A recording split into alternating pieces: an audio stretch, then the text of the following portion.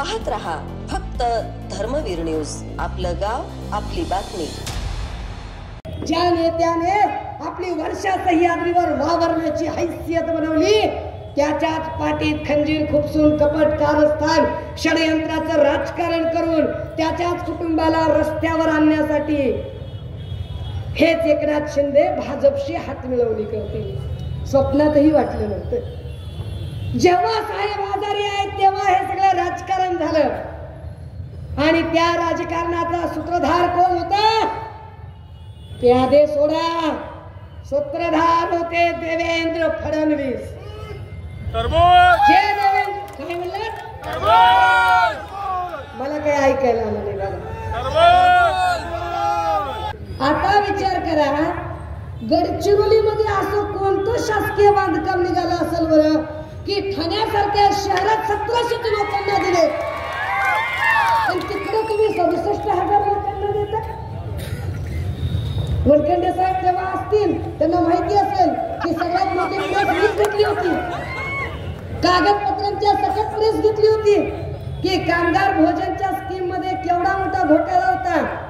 दर दिवसाला फक्त मी एका जिल्ह्याचं रेकॉर्ड काढलं होतं. त्या जळगावच्या एका जिल्ह्यामध्ये एका महिन्याला 100 कोटी रुपये एक्स्ट्रा निघायचे. 100 कोटी.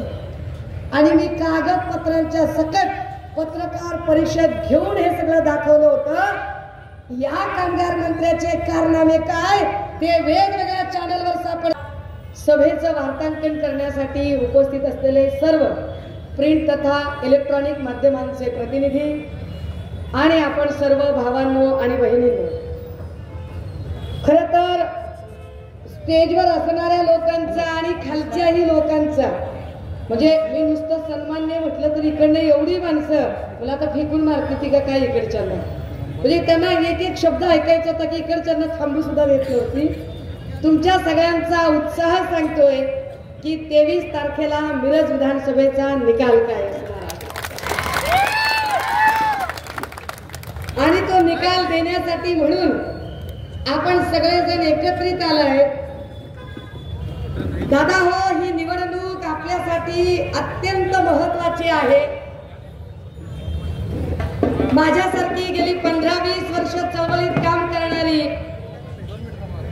एक राजकीय भूमिका घेते ठामपणे आणि ती भूमिका घेण्याचे कारण असतं एक, मी आयुष्यभर जपलेला माझा संविधानवाद आणि दुसरं, मी आयुष्यभर माणसाने माणूस म्हणून जगण्यासाठी लढा देणं गरजेचं असतं.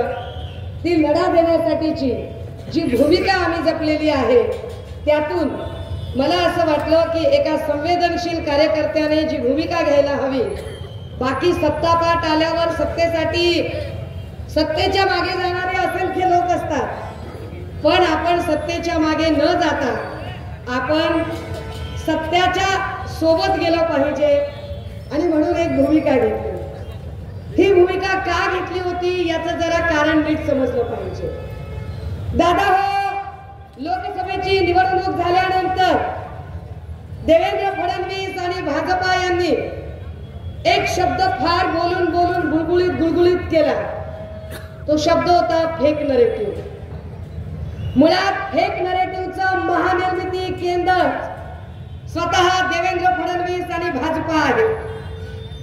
या फेक नरेटिव्ह वाल्यांनी एक नरेटिव्ह इथं सेट करायचा प्रयत्न केला होता की मुख्यमंत्री असताना उद्धव ठाकरे आम्हाला भेटलेच नाही. आपल्या सगळ्यांच्या समोर एक भूमिका स्पष्ट केली पाहिजे.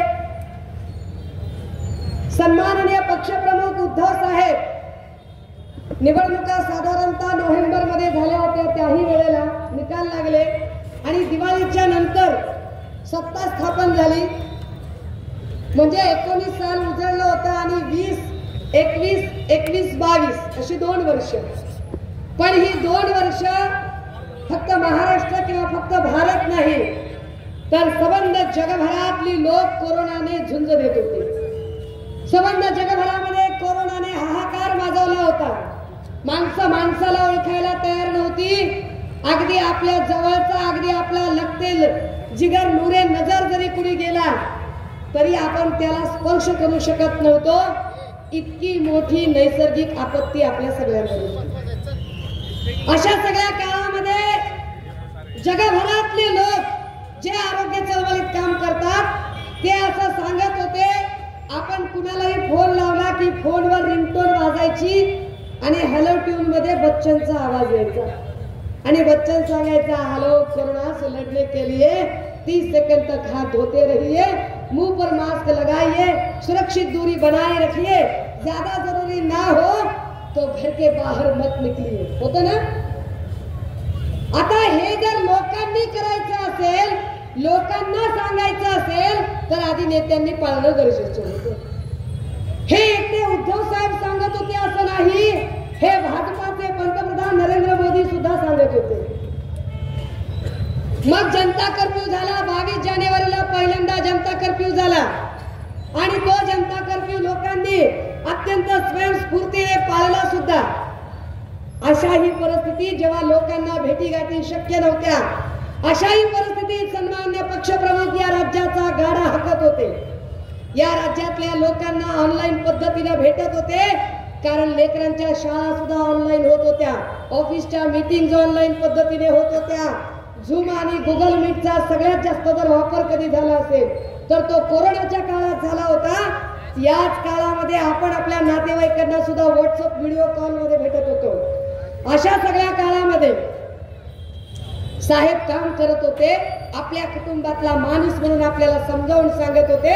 कुटुंबातला माणूस म्हणून ऑनलाईन येऊन सांगायचे, हात स्वच्छ धुवा रे, मास्क लावा, गरज नसेल तर बाहेर पडू नका, हस्तांदोलन करण्यापेक्षा हात जोडा एकमेकांना, हात जोडून बोला, भेटा.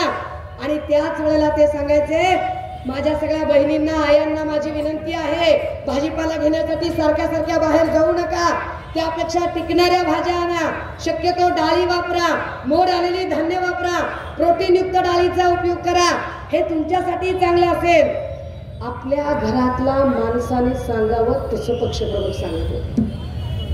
आपल्या कुटुंबातल्या सदस्याने सांगावं त्या पद्धतीने पक्षप्रमुख सांगत होते.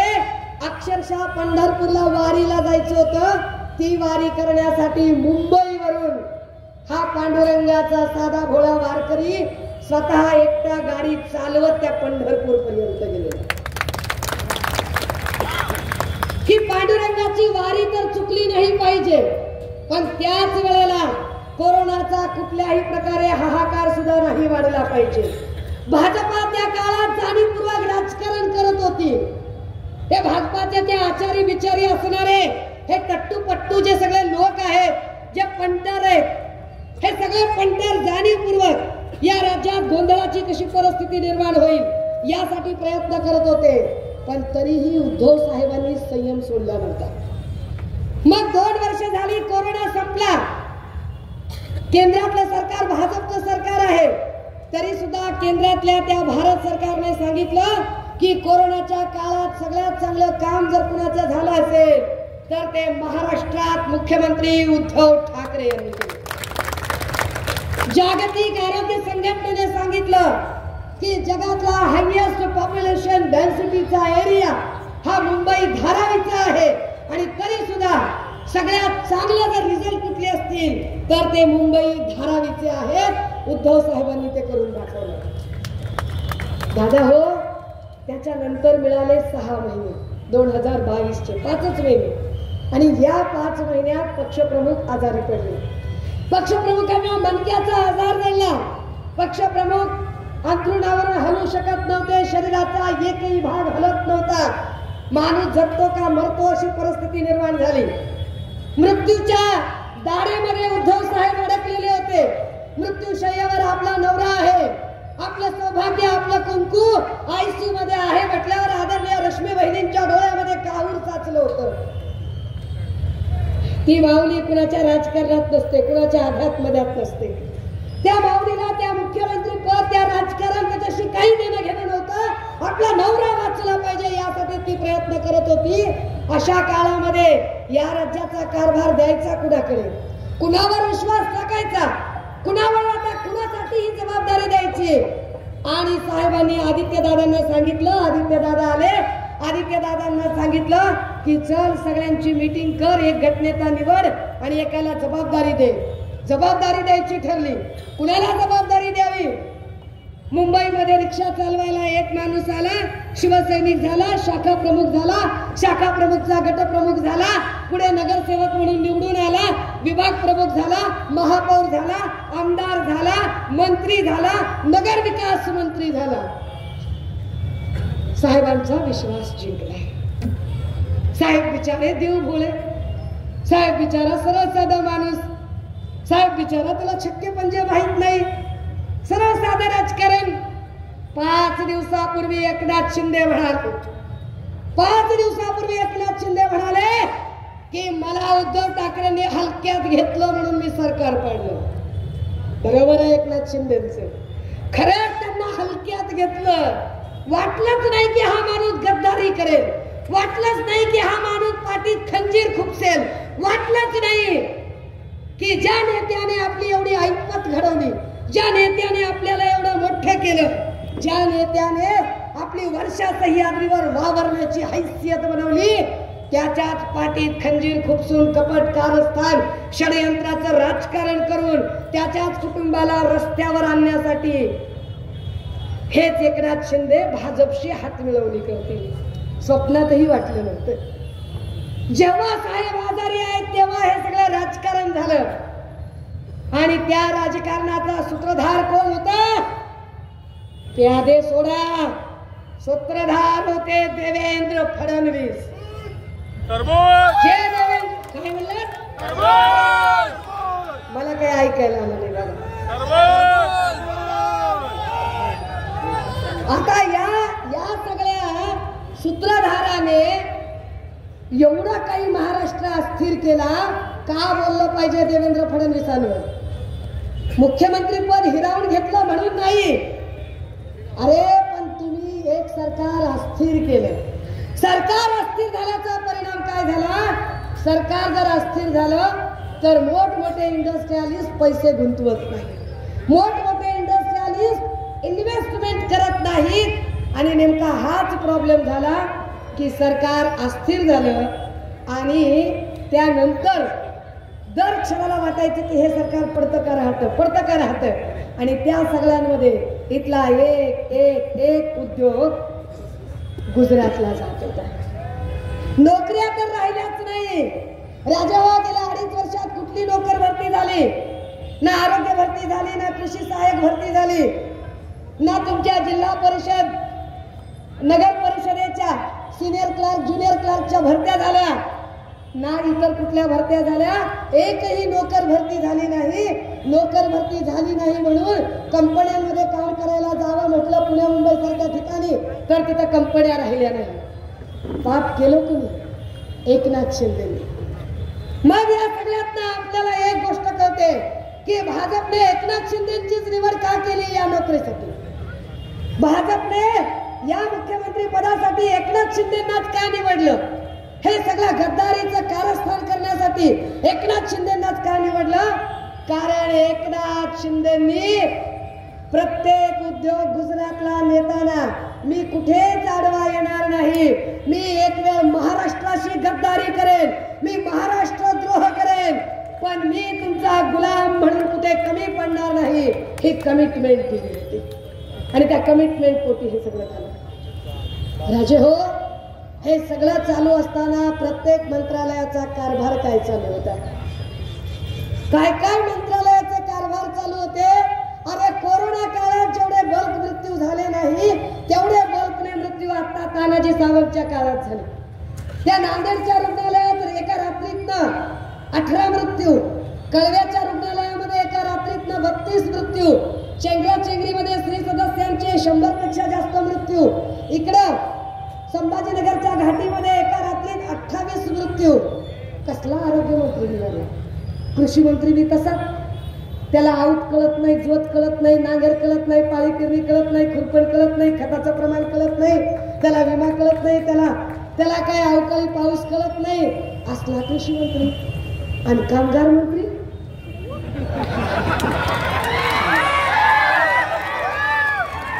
कामगार मंत्र्यावर तर काय बोलावं?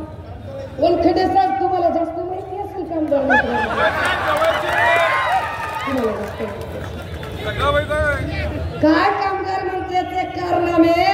ह्याच्यावर आपण काय बोलावं राजे हो? तुम्हाला एक साधे उदाहरण सांगते. साधे कामगारांना गमबूट दिले जातात. गमबूट, डोक्याला हेल्मेट, कुदळ आणि फावडं.